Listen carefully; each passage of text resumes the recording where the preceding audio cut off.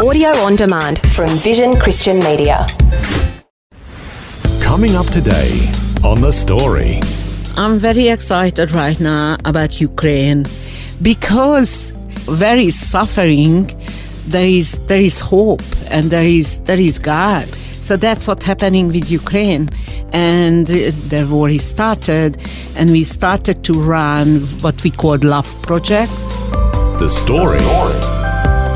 G'day, I'm Jimmy Colefax. Welcome to The Story. Well, today we have part 2 of our conversation with Gabby Haidinger, who's originally from Hungary and has been called by God to minister to gypsies in Hungary and neighbouring countries. These gypsies are also known as the Roma people. At the time this conversation was recorded, Gabby had just come back from doing ministry work in Ukraine. Last time we heard how she became a Christian and eventually came to Australia after she married. Then she and her husband were sent as missionaries to her home country of Hungary. But while she was doing the work she loved, her life was turned upside down when her marriage broke up. And that's where we'll pick up the story today, as Gabby continues her chat with Eric Scatterbo from our Melbourne studios. Here you are doing what you love, what you felt you were called to do. Yeah. Ministry to the gypsies and street people. And your husband left you. Yeah. Now, that was like having the rug pulled out from underneath you. Yeah, exactly. And were you devastated? Yeah, I was. It was very hard, and it was a very dark place. But usually I say to the people around me, or if I disciple people, that I miss that time. And it's so strange, you suffer. Miss? Yeah, sometimes I miss that time. And what do not you mean? because the suffering part of it, but that closeness, what I have experienced with Jesus. At that time, Yeah. when you were in the depths of despair, Yeah. you were the closest to the Lord. Yeah. That's what you're saying? Yes. He walked me through to the valley of death. And I met him in a very special way. And he was and he is so real in my life. And I could get to know him much closer and better. And that was a very special time. So now at that time, Yeah. you're devastated. The rug's been pulled out underneath you. You could have said, this is not what I signed up for. I'm out of here. I'm not going to do any ministry. You could have turned your back on the Lord, Yeah. for that matter. Yeah. But yet you're saying instead, you got closer to the Lord than ever before. Yeah. You went to him with your pain and anguish. Yeah. But did you want to continue in ministry, or what did you want to do? I should say that eventually you came back to Australia. Yeah, Is that right? it was in Australia. So it happened in Australia. And actually, I never thought that I gave up. But ministry is so I started to understand the ministry is not kind of what you are doing, but more like who you are. And That's a profound point. Ministry isn't what you're doing, it's who you are. yeah, exactly. Oh, that's great. And the privilege was that, my identity became so strong in God and not what I am doing. Because that's what I learned. Yeah, because if your identity was in being a missionary and now you couldn't be a missionary anymore, you would have lost your identity. Yeah, exactly. And sometimes maybe that's the problem, that our identity is in what we are doing, and rather than who we are. And a child of God is who you are. Yeah, the child of and God. That's never going to change. Yeah. No matter what happens. Yeah. No matter what tragedy comes into your life. Yeah. You'll always be a child of God. Yeah, exactly. And that's your identity. Exactly. And so God healed me, and he called me back to do practical ministry to the same people, the gypsy people who to go back to Hungary. Yeah, back to Budapest. Budapest, and have a vision for DMM in Eastern Europe. What does that mean? It means, Hungary, Romania, Ukraine, as I all mentioned. the countries all that the have countries, the gypsies. Hungarian-speaking gypsies. Yeah. Right. So you can do ministry in all those countries where they've spread out into. Yes, exactly, because it's part of European Union, so I can travel very freely into these countries because I'm Hungarian. So I'm sent out as a missionary of my church, and also my mission agency is supported me to do this work. So you get back into doing ministry, Yeah. closer to God than ever before, older and wiser. But do you think, having gone through all of that, that you are better able to minister to people? Yeah, I think to able to go through this, it made me more available to God, what God wants to do. And also for people, I could be an encouragement, or I could be maybe an example. Yeah, I think it's helpful, helpful to go through and come out. And so if I could do, everybody could do. Yeah. So before we began to record, you said that the life of Joseph is a person that you look to for encouragement. Now, if we look back in the Bible, the life of Joseph, he had dreams of glory. Matter of fact, because he shared these dreams with his brothers, that's what got him in trouble, right? Because they were sick of him always kind of bragging about stuff, and they eventually threw him into a pit and abandoned him. But he thought the future was all going to be rosy and great because he had this vision that he had, this dream. Yeah. And kind of, when you think about becoming a missionary, we have rosy ideas of, everybody's just going to accept Jesus as their Savior, and everybody's just going to come to the Lord, and it's all going to be great. But it doesn't work out that way sometimes. Sometimes life throws you curves. Sometimes the rug is pulled out from underneath you. And that's what happened to Joseph. Suddenly, he has these high expectations, and he finds himself in jail, being persecuted. Is that somebody who you can identify with and relate to? Yeah, absolutely. So as I see his story, that he's got the vision from God, he's got the dream, but because he was young and child, he did not really understood that the vision is not about him to have glory or to be glorified, but is actually God's vision for a nation. And so until we think that whatever we got, a vision or dreams or ministry or calling from God, we think that's about us, that we find ourselves in the pit and in the prison and in sometimes literally and sometimes metaphorically. Exactly, exactly. But then through the way, again, we have opportunity, as I had, to learn and to grow into that, understand that is not about me. Ministry is not about me. It's about God. And as we understand, we could actually serve a nation. We could help a nation to come out from their famine or other stuff. So lots of time suffering is our friend to teach us we don't want to look at it that way, but sometimes it is. Yeah, but the word says even he was the Son of God. He had to go through suffering. Jesus, suffering to learn to obey. So it's a learning pattern.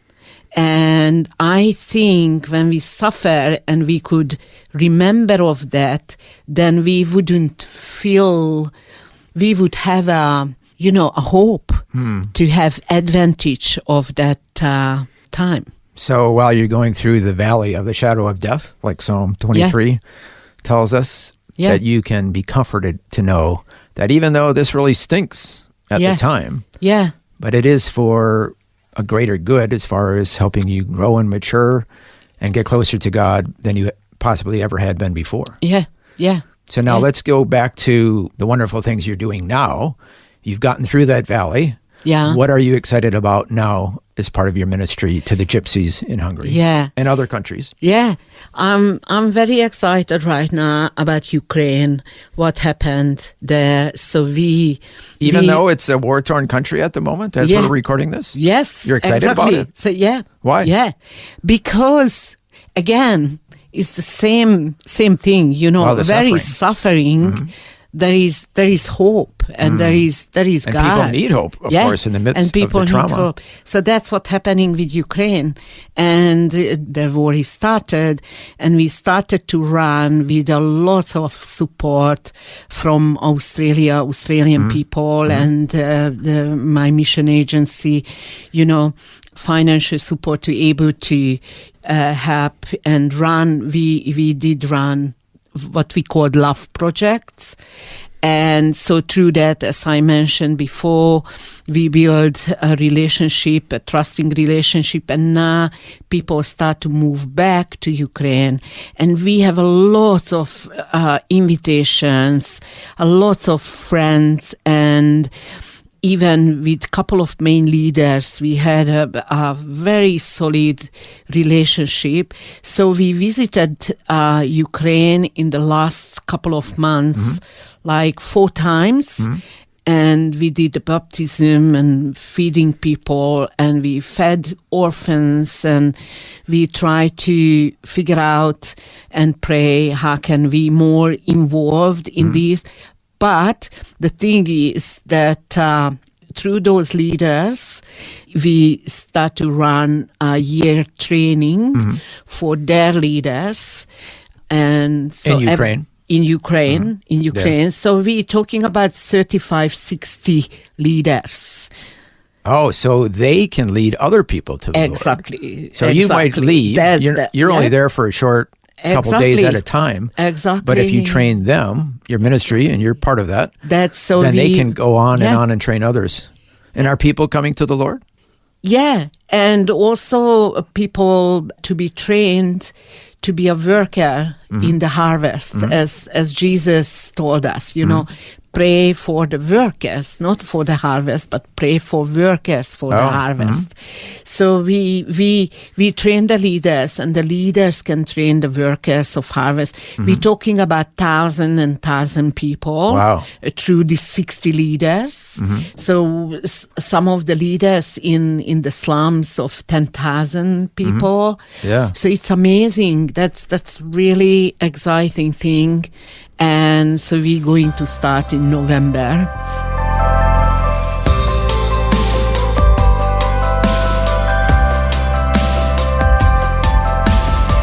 You're listening to The Story.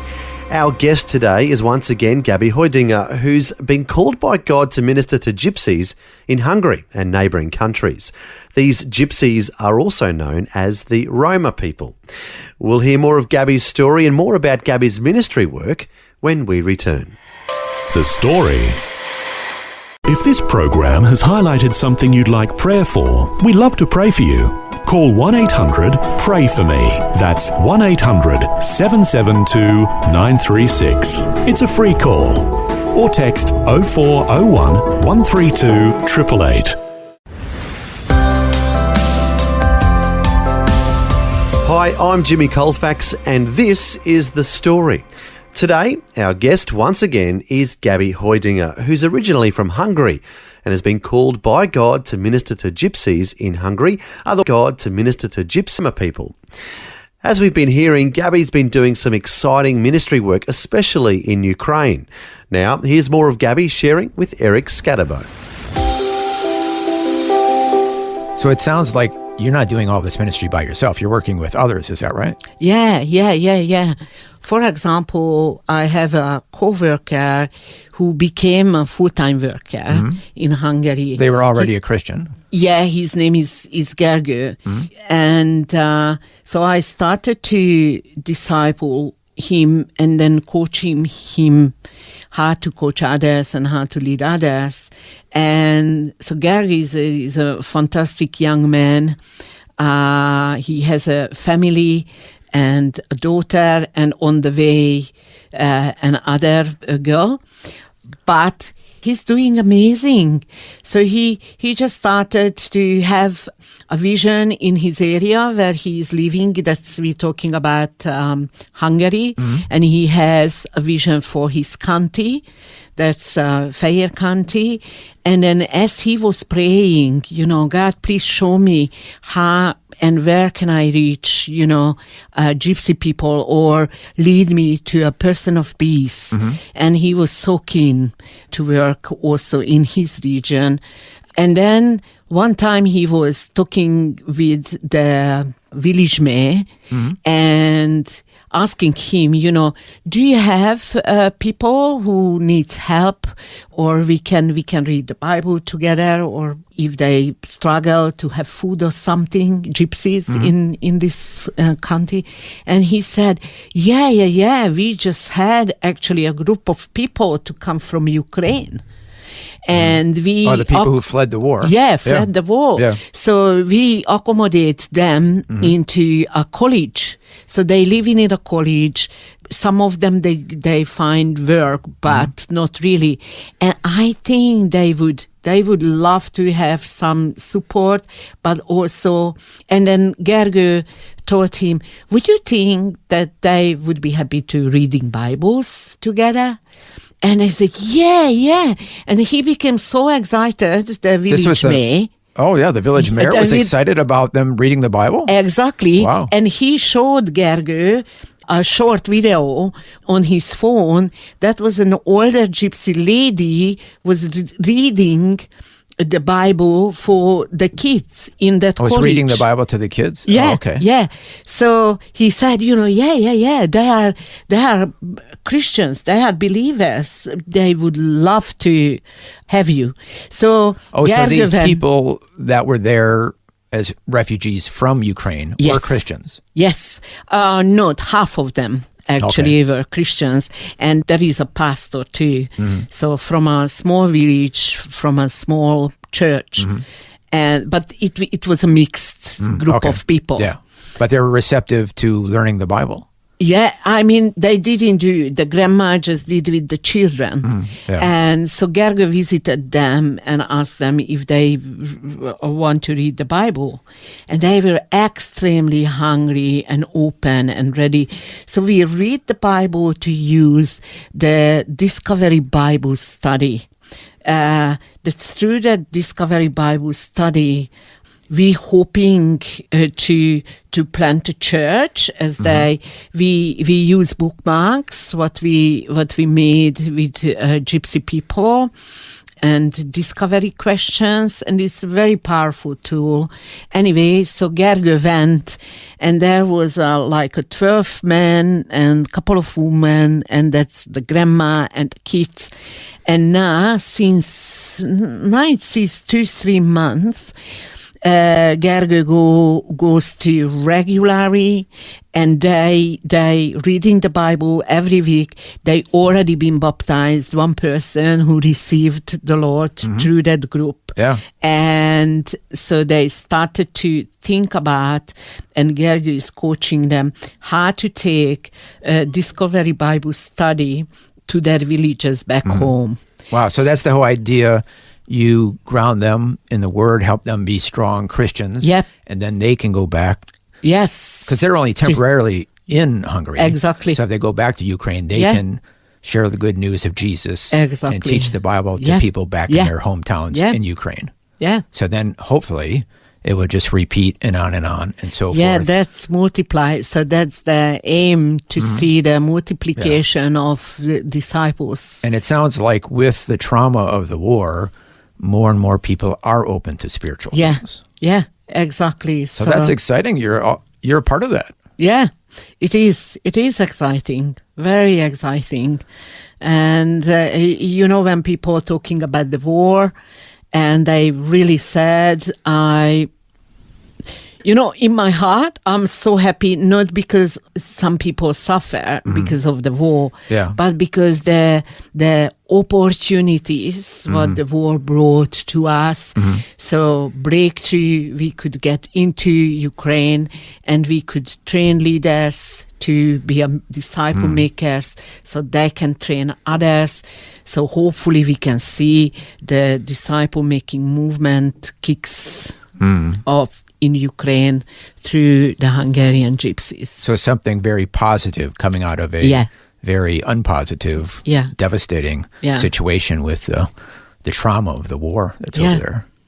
Any last comments you'd like to say about your life journey? I mean, it looked like you kind of had a rosy picture of life as a missionary, what it was going to be.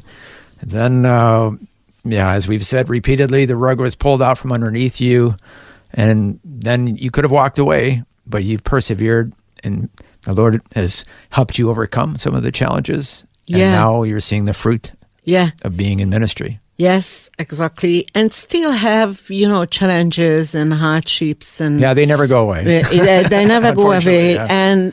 And luckily, we have the opportunity to grow every day. Yeah. So it's a lifelong learning and walking with the Lord. So ministry isn't always about success. Yeah. You're going to have challenges too. Yeah. Is that your point? It's about faithfulness and obedience to God. So whatever is happening, we can remain faithful and obedience to God. That's, as I see, that's our ministry. Yeah. That's true success. That's my success. Yeah. Yes, that's true success. Yeah. Not just, thousands of people and able big to do attendance some and big churches huge and, ministry or something. Yeah, if God's and your willing. name all over the place, and you're invited to be on radio programs and stuff. Yeah. Well, you're still on a radio program. Yeah. Thank you so much, Gabby, for sharing your story. Yeah, thank you for the opportunity to be able to share. Well, that was Eric Scatterbo chatting with his and his wife's good friend, Gabby Haidinger, who they hadn't seen in about 10 years because of her ministry work in Hungary. And it was great to hear how God led her through the dark days of her marriage breaking up and how she returned to ministry with a closer relationship with God than ever before. It was also great to hear all the wisdom she's learned along her journey. Some verses in the Bible that come to mind when reflecting on Gabby's story are Philippians chapter 1, verse 6, which says, "Be confident of this, he who began a good work in you is faithful to complete it." Also, 1 Thessalonians 5:24 comes to mind, which says, "The one who called you is faithful and will do what he promised." Well, to learn more about the ministry that Gabby is involved with in Eastern Europe, you can go to their website. It's praxis.org. That's Praxis, praxeis.org. And once you've got on that website, scroll down to the Eastern European section to learn more about the type of work that Gabby's involved in. Well, thanks for joining us for part 2 of Gabby Haidinger's story. I'm Jimmy Colefax, encouraging you to share your story with someone today. The story. Just another way Vision is helping you look to God daily. Thanks for taking time to listen to this audio on demand from Vision Christian Media. To find out more about us, go to vision.org.au.